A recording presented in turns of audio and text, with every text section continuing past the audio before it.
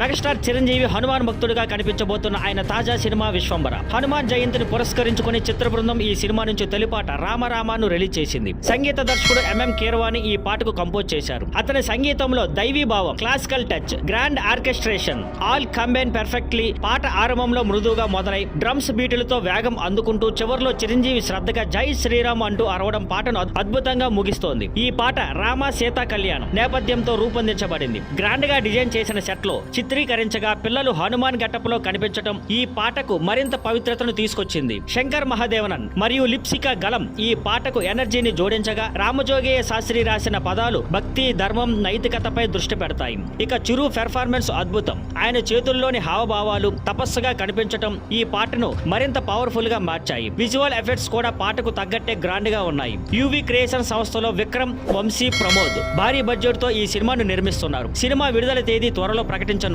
మొత్తానికి రామ అనేది శ్రద్ధను, శాంతిని రగిలించే ఒక పవిత్రమైన ఆధ్యాత్మిక గీతం. Thank you for watching. Please like, share and subscribe.